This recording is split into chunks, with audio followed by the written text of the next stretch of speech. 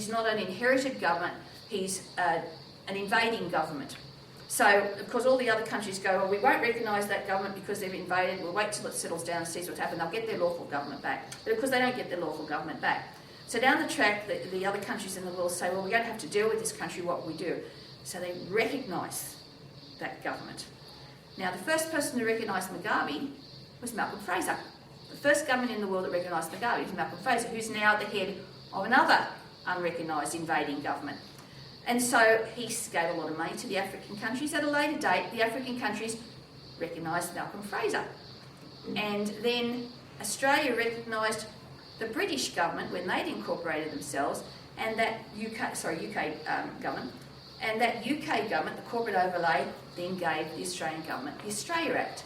So can you see the layers of deception? None of it's lawful because there's nothing legally incorporated in all this. It's all simply about, I'm a Crim, I'll recognise you as a Crim, they'll give us some power, we'll recognise this other Crim, and before you know it, we're all Crims recognising each other and no one can do anything about it. So you've got the Australia Act came in 86. Now, I don't know whether any of you read the Australia Act. The Australia Act says this Act can't interfere with the Commonwealth of Australia Constitution or the Statute of Westminster, etc. Yet it clearly does, because it's clearly overturning all that. That's section 5 and section 6. Changing the head of state, isn't it? Yeah, all that. But what it's saying, if you look at it from the terms of this not being a lawful government and our lawful government being over here, it makes more sense, because you read that and think, they've said it doesn't interfere, like they're clearly interfering. But hang on, if they're not our government and they haven't got anything to do with our system and our system's just in abeyance, then it's true, because they can't interfere with it. But they're not wanting to, they just want you to deceive you, That's to right, make yeah. you think that it's all real. It's the con. Sorry? It's the con. Yes. Now, what Howard did then, another reason why Howard was great mates with Mr. Bush, and Mr. Bush gave him a very, very high American award, is because Mr. Howard cleaned out our mint and gave 167 tonne of gold to the American administration in exchange for borrowing. He registered the Australian government over there, but the Queen's... Remember this all started with Queensland in 22? Beattie brought in the Queensland Constitution 2001, in which case Beattie became the head of his own country. Remember, Bjelke Peterson always used to refer to Queensland as sovereign? Yes. You can't be sovereign unless you are running the whole show. They were at that stage. So what Beattie did with the 2001 Constitution was they actually reverted back to prior to Federation. So they reverted back to their colonial status, but they reverted back as a non-British structure because they were now on their own. So they took themselves back before Federation, and all the states then, New South Wales, the original first state, so all the states sort of stem from New South Wales. Under this new structure, they all joined up with Queensland, they all reverted themselves back prior to Federation. So to them, Federation doesn't exist. We never federated this country, we never created the Commonwealth of Australia Constitution. We the people don't exist in the system. And because that was, remember, that was military law back then, maritime law, etc., because we were all criminals and prisoners. So they effectively wiped us out of the system, turned us into cargo for the purposes of borrowing and things like that, and borrowed through America. And the Queensland Treasury is also incorporated in America and registered with the Securities and Exchange Commission. The Great Seal of Australia, of which there's something like 8 versions, are all trademarked with TESS in America. And so what we've got is a corporate government, pure corporate government, registered in America, running Australia where we don't exist in legal terms. Now, when I say we don't exist in legal terms, the Acts Interpretation Act 1901, number 2 of 1901, that came straight after our Constitution was proclaimed and gazetted. The numbers on the Acts each year are very important because there's a flow of changes. Now, number 2, Constitution came in first, number 2 is the Acts Interpretation Act, which is the dictionary of how every act after that is supposed to be interpreted. So number 2 said of us as persons, we are individuals and corporate souls. Now that means that you're an individual as a person, you're a living person, the Constitution recognises that you're a living person, and it recognises you also have legal rights. You're 2 people. Then in Whitlam's changed the Act's interpretation in 1973, he added some extras. He didn't change it, he added that a person is also a somebody, a nothing, a no one. So just imagine you're in court and you're there as a person, you're saying, I'm a person of the Constitution, the judge can go to the prosecutor, did you hear anyone talk? Prosecutor go, no one that I heard. They're using the correct words from the Act that says that you're a person, but they're wiping you out because they can overrule you and say, no one's over. Then, when the Corporations Act 2001 came in, which the government are now a corporation operating under it, they added the word thing. So what are you in legal terms? You're a thing. A thing has no rights, a thing has no voice, a thing has no power, a thing has no authority. So you go into court, you speak up, can't hear a thing. That's what they think of us. They think of us as things. Now, because we're Commonwealth people and we've still got, our Constitution still exists, our authority still exists, it's as powerful as ever. And people will tell you the Constitution doesn't work anymore. That's a lie. And I'll tell you why it doesn't work, because if it didn't work, they would have turned us into a republic ages ago and just said, oh, that's gone. Instead, they keep getting us to agree at a referendum to step out of our structure and into theirs. So if our structure didn't exist and had no power, why do we have to agree to step out of it? They know. Now, the thing is, what we've got to do... How come Hawke in that case wasn't forced to actually ask the people via referendum to pass the Australia Act? Because we, the people of the Commonwealth, we didn't exist in their terms. They created the Australia Act. Yeah, So what did it have to do with us? But didn't you just say the reverse? In other words, you say they can pick and choose whenever they want to actually include us or not include us. Yeah, because at the moment they're still thieves. They have to get us to step out of our constitution into theirs to make it all lawful. At the moment they are still styling our structure of law. Now, if we went international, for example, or what the Queen and said, but we'd stepped out and into this, then we'd have lost one of our main protection elements. Do you get what I mean? Like it's So the moment you go into a court, then you actually come into their jurisdiction, therefore you are a person. Exactly. Unless you tell them, no, I'm not a person, I'm a living, breathing man, Yes. therefore I have rights, therefore you have no jurisdiction, therefore I'm alien. Yes, but their system of law, their statutory law doesn't recognise anyone living, so they don't have the capacity in written paper terms to recognise what you're saying. Yes, but you can still exert your right over them by declaring that. You can declare it all you like. They still don't have the capacity to give you your rights back. Their statutory law has removed your ability to have any recognised rights. So all you can do is have this argument, and I mean, Wayne will give you more on that because he's very good in the court system, but in statutory paper terms, which is all the judge and that operate under now, they actually don't have the capacity in that. All they can do in a lot of ways... But don't you have the right to reject it? Yes. Okay, well if that's the case and you do it in their court, therefore they have no jurisdiction. You can reject it, but it doesn't stop them. No, that didn't stop them, yes. And they can't prosecute you once you've actually exerted your jurisdiction, your sovereignty, right? Well, that's interesting because we got evicted from our property last Tuesday. We've done that all the way through. All the way through, okay. Yes. So that's, I mean, there's other steps. I mean, So obviously please, I'm not sitting here the crying. fraud is taken to another level, in other words. Yeah. They say they do recognise the Constitution, the original one, but then actually don't do it because then they'll have you winning in court and proving that they're wrong. That's right. That's right. So it's a system. It's a system that doesn't lawfully exist in real terms because there's no basis for it to be here. It's a fiction, if you like, that someone's created that holds its power through the enforcement of the people that work in the system. Through the Corporations Act 2001, which, as I said, only recognises things, there's nothing living in it. Clearly, you're living.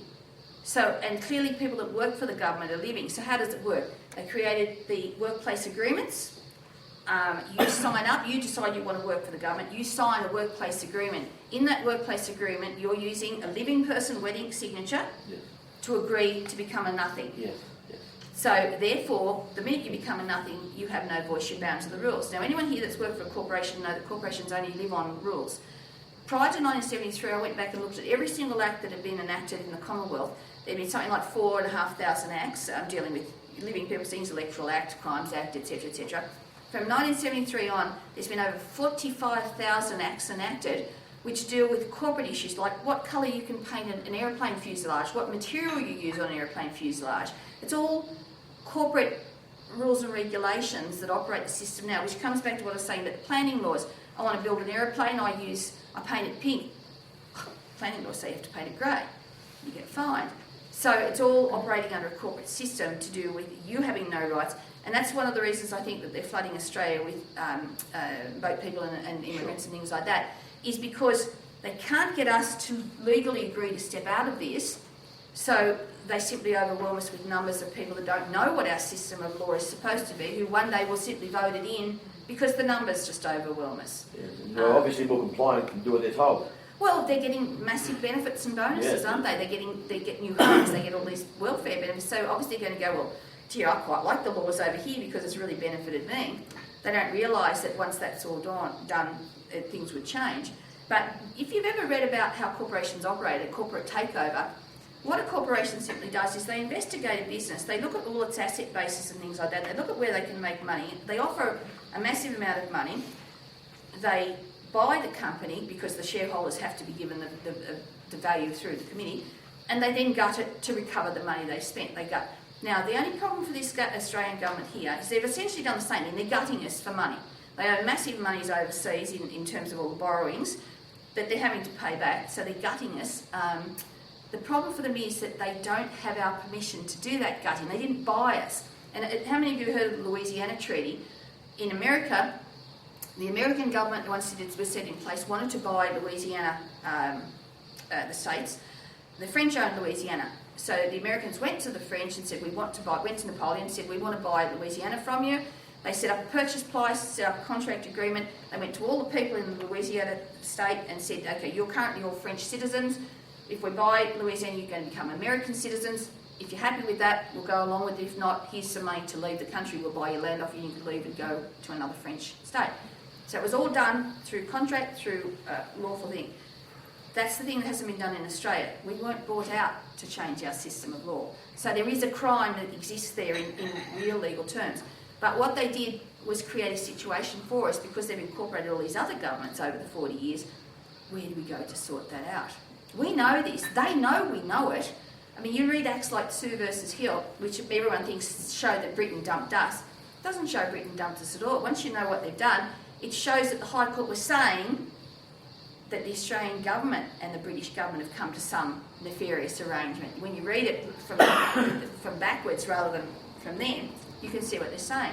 The High Court ruled in the Sons of Gwalia case that a corporate body that doesn't operate by giving value for money, in other words, the Australian government says, I'm giving you this corporate dollar, I'm telling you it's worth $5, but I know it's not worth $5. That sort of corporation has to answer to the shareholders and provide compensation, and they directed that at the Australian government. The Australian government freaked out so much that they enacted the Sons of Gwalia Amendment Act to overturn the High Court ruling. So the High Court, as bad as they are and as part of it they may have been, they've still been they've still been giving answers out there. It's just that we didn't know what was going on to read those answers. So they know we know. Is that more to save themselves? Quite possibly, yes, I would agree with that. But they know we know. They're trying to work out what we can do about it. We're trying to work out what we can do about it. And the race is on to see who comes to the finishing post first. But again, the other thing too is that if you think about where Australia's going, which John really touched on, if we sell all our businesses out and Chinese land, for example, in the Territory, we've got some of our team up in the Territory, they've said that the Chinese ownership up there now no longer adheres to Australian law even. It's now Chinese soil. It's now Indonesian soil. It's not even just that they're a Chinese government bought in Australia, it's now Chinese soil. So our country's being sold piecemeal by piecemeal, and we won't get it back that easily. So our businesses are going, and through what power? Through the power of a body that created a fiction that we all think is real. And that's one of the issues, is that you ask what we can do about it. One of the simple things, which is probably going to be the hardest thing to do, is if we all simply stop feeding this government taxes, if we stop feeding it our obedience, if we stop asking them for permission, if we started knowing that how illegal they were, and simply said, when they turn up, say, no, just yes. no. But individually you can't do it, because individually they pick you off because they turn up. Like, we had 3 sheriffs turn up at our place the other day, and police in flak jackets. I mean, do I look dangerous? Police in flak jackets. It's about intimidation, that's what it is. That's exactly right. That's exactly right. And most people get it, because most people don't want to lose their property. Now, our deal's not over by any means. We took a stand for a particular reason. We firmly believe that we were given the land to take that stand because too many people are too scared of what they'll lose. In fact, the funny thing is, that we're now gypsies, according to Sam. It feels really nice because we don't have to worry about what they can take off us anymore. That's over. And our kids are fine, everyone's fine. So what I'm getting at is, you don't have to be scared of these people because it's what they operate. They need you to be scared to gain your compliance. And that's one of the situations, if we all sit and we realised who they were, what power they've got, but we did it as en masse, not singly. So down in Melton, I think you've got a whole community down there that are refusing to pay rates. That's right, yeah, Now, the council are blocking the info. The info's not getting out very easily, apparently. So obviously that's a threat to them. You get some more towns stop doing that. Let's see what happens. And that's my philosophy. And I'll finish with one more thing. In 1960, Elizabeth, the constitutional monarch, brought out an act, because the monarchs can bring out acts. It's not just the government can do an act. She brought out an act called the Corporate Bodies Contract Act. It's a simple 4-page document. In that act, she said, unless it is a company, and in English law it's companies, we're now dealing with American law most of the time when we're referring to corporations. That's why we've now got county courts and all this sort of thing. Because I've sidetracked here. Once the Australian government incorporated itself with America, they had to bring in American law to operate under because they're now borrowing through America. So they've now signed memorandums of understanding with the New York State legal system to liaise between the court systems and things like that. Now, America has common law, but not our common law. It's not English common law. They have American common law. So what we're operating under now in Australia is their system of law, which we have no rights in. We don't exist. If you go to America and you say, I'm a constitutional person in the Commonwealth of Australia and I want my rights recognised in court, they laugh at you and say, sorry, you're in the wrong country. That's the court system we're going into now. We're going into an American court system saying, da-da-da-da-da, and they go, well, big whoop. So people like Wayne are putting heavy pressure on the courts. Other people are putting pressure on the court. Phil is doing a great job giving her guys a hard time. But that's the problem, is the judges know what they're doing. They know that they're doing the wrong thing. So the best we can expect in today's system, or the best I've been able to see for people, is that they might adjourn a case indefinitely or walk away from it or whatever. But sooner or later, it's still there. It's not going away. Now, going back to the Corporate Bodies Contract Act, the Queen said, if it's a company that's not registered through the 1948 Companies Act, which means it's not constitutionally and lawfully recognised in the English system, then they have to have a signed agreement with you. That's why they're getting us to sign everything, because we're giving them all our permission. But the problem is, in the court system now, judges don't sign anything. And I'll show you our eviction document. There's not a signature, not a seal, nothing. It could be that the clerk in the corner typed it out and the sheriff's acted on it. That's fine. I'm quite happy with that. But because that'll go further. But that's the problem for them, is the judges know that we've caught them out. They're not signing anything because they know that they'll get them in deep doo-doo. And the problem is us, our legal system. We've got to stop believing that they've got any legitimate power and start doing something en masse. Thank you.